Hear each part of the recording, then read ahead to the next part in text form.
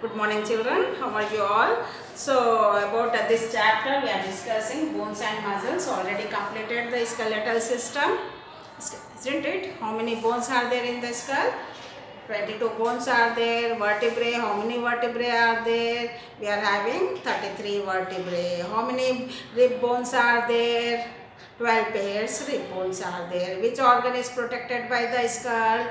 Brain. Which organs are protected by the rib cage? Heart and lungs, isn't it? So what you understand by this, the skeletal system protects the delicate internal organs. Okay, so now next coming to here, you have seen that types of joints I explained you. How many types of joints I explained you? 4 types of joints I explained you. What are they? Ball and socket joint.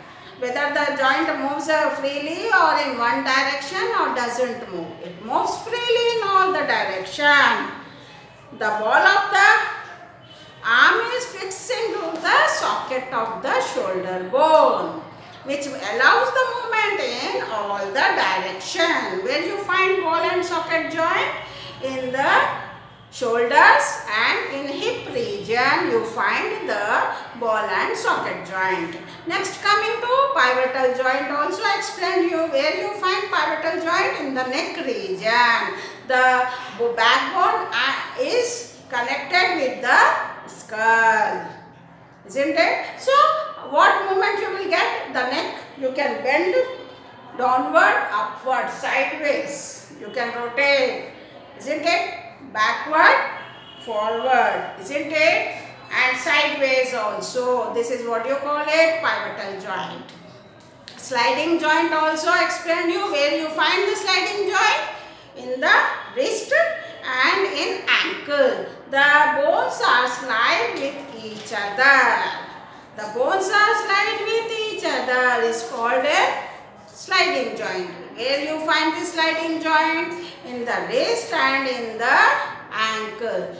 Fourth type of joint is hinge joint. I showed you hinges of the door.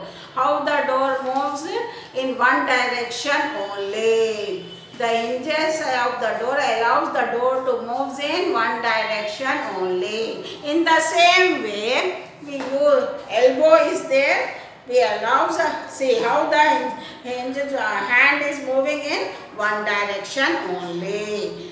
In one direction only. So this is a hinge joint. Where you find hinge joint? In the elbow, in the knees, in the toes and in fingers. Which allows the movement in one direction only. Now one experiment is there. You have to do this experiment. What happens? Now what happens if we have only single bone in the hands, fingers? Only single bone is there in your finger. What happens?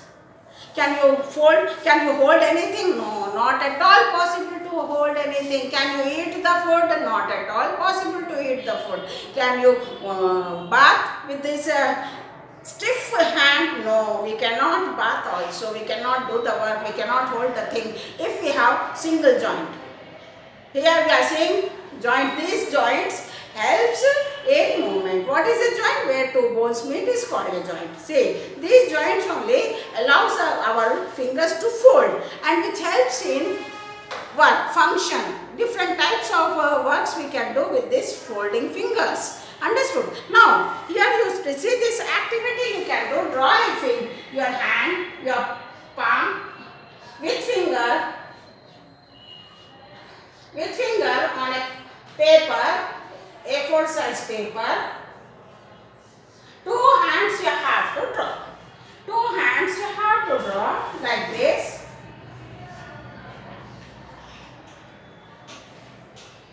See? These are the fingers. Now take the straws. Take straw. Here you draw the joints. Joints also you have to mention. You have to mention the joints also. You have to mention the joints also. Okay? Now, what you have to do, take the straw. You know straw, we use a straw for cool drinks. To sip cool drink. Cut it into this size. Cut it into this size only. Where the joint ends. Cut it into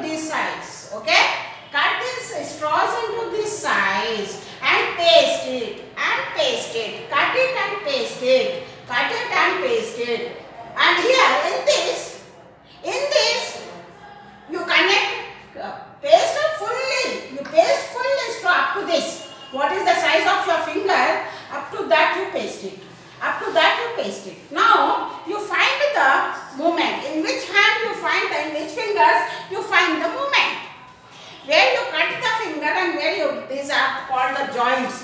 These are called the joints. Cut the straws and paste like this. So in this fingers you find the movement. In this finger you will not find any movement.